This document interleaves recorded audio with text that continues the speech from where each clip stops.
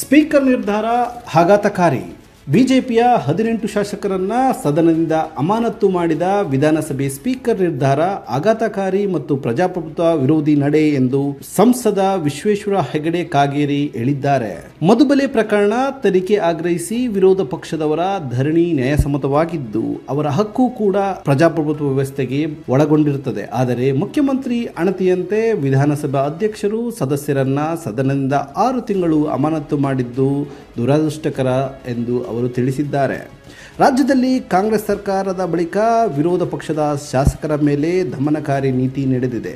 ಸದಸ್ಯರ ಹಕ್ಕು ಮತ್ತು ಅವರ ಹಿತವನ್ನು ಕಾಪಾಡಬೇಕಾಗಿದ್ದ ವಿಧಾನಸಭೆ ಅಧ್ಯಕ್ಷರು ಯುಟಿ ಖಾದರ್ ಮತ್ತು ಮುಖ್ಯಮಂತ್ರಿ ಕಾನೂನು ಸಚಿವರ ಒತ್ತಡಕ್ಕೆ ಮಣಿದು ಅತಿರೇಕದ ನಿರ್ಣಯ ಕೈಗೊಂಡಿದ್ದು ಪ್ರಜಾಪ್ರಭುತ್ವದ ಹತ್ಯೆ ಎಸಗಿದ್ದಾರೆ ಎಂದು ಪುನರುಚ್ಚರಿಸಿದ್ದಾರೆ. ಇದನ್ನು ಮತ್ತೊಮ್ಮೆ ಪರಿಶೀಲಿಸಬೇಕು ಎಂದು ಪ್ರಕಟಣೆಯಲ್ಲಿ ಒತ್ತಾಯಿಸಿದ್ದಾರೆ. ಅಮಾನತು ಮಾಡಬಾರದಿತ್ತು. ವಿಧಾನಸಭಾ ಅಧಿವೇಶನ ಕಲಾಪದ ವೇಳೆ ಅನುಚಿತ ವರ್ತನೆ ತೋರಿದ ಆರೋಪದ ಮೇಲೆ ಶಾಸಕರನ್ನ 6 ತಿಂಗಳು ಅಮಾನತು ಮಾಡಬಾರದಿತ್ತು ಎಂದು ಚಿತ್ರದುರ್ಗದ ಸಂಸದ ಗೋವಿಂದ ಕಾರಜೋಳ ಶನಿವಾರ ಇಲ್ಲಿ ತಿಳಿಸಿದರು.